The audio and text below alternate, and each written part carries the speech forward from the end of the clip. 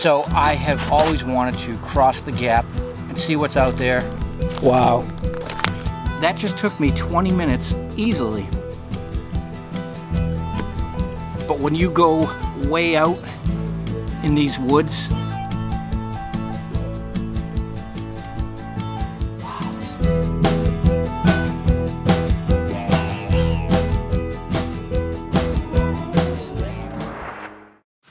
well, hey everybody, welcome to another Not Thursday, and welcome to, well, this part of New Hampshire. I just had to navigate through all kinds of conditions and elements to get to my starting point, which is here. And essentially what I'm trying to do is gap a big piece of land.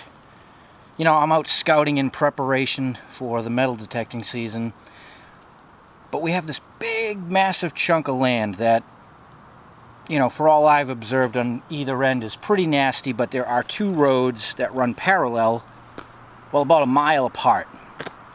So I have always wanted to cross the gap and see what's out there, and I figured I'd take you along, so let's go. We're heading due west, and we're going to try to maintain that course, avoiding all ponds, marshes, and whatever else. I'm actually surprised there's a lot of snow out here.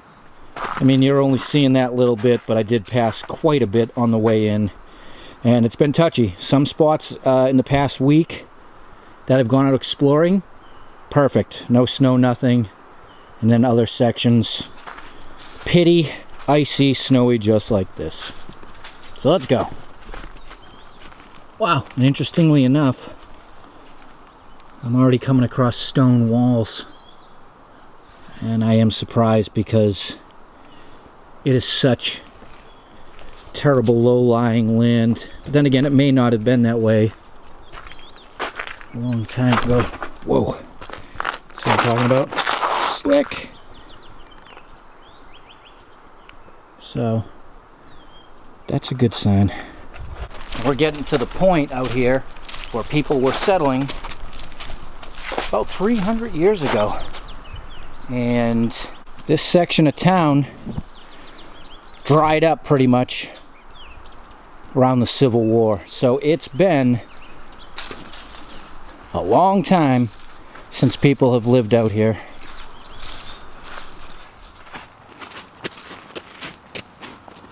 We have wall.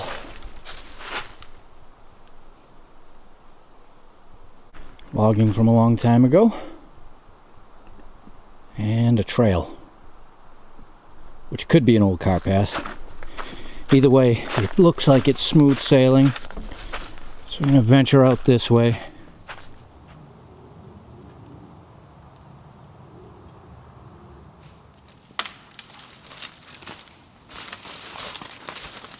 There is a wall up there boxing us in. This is a square. And what I'm attempting to do, again, is just see what's in between the gap here, because we left an old farm, we're heading to an old farm, and I've always just been curious as to what is out in the middle. And it's the landscape is something. I can't believe the rocks out here. But they had livestock.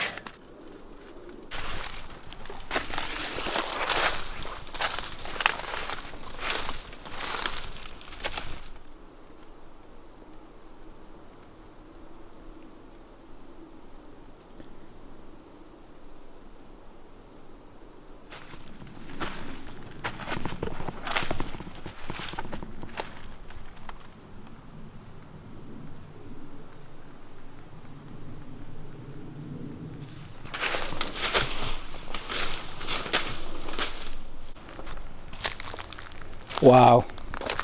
So this ledge, which is extremely high up, is part of the wall. You can see it goes down the end there and cuts back and loops way around over there.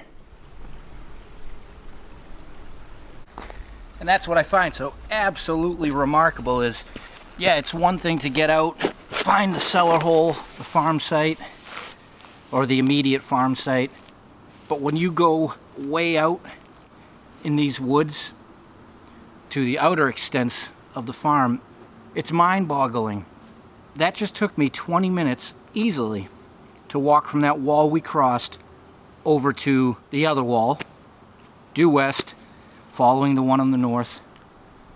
And there'd be no other apparent reason to create that unless you were keeping livestock.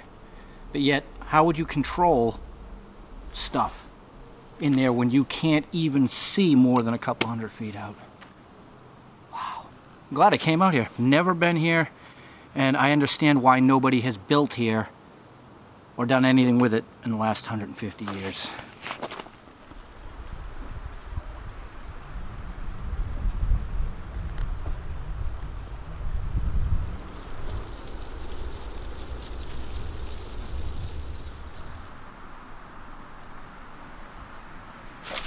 A little while later, I've left where I was to head south where there's no walls to, complete my loop before I start heading back towards the way I came. I just wanted to come over here to see what the conditions were. And it looks the same as the other side, just with no walls. Well, everybody, I think I'm back at the wall. I need to follow out. I hope you enjoyed this. The hopes are always, when out here and following the walls, that we come across an abandoned home site that we had not before. What I try to get across on video is just the unreal changes in the land in the last 150 to 200 years of abandonment. We've been walking through an old farm. At one point in time, wide open, cattle, crops, a house, people, and now it's just forest, swamps, me, and you. So it's always a fascinating trek. Alright, see you soon. We will get out detecting shortly. The woods are ready. And I hope you'll tune in. Till next time, enjoy your Not Thursday.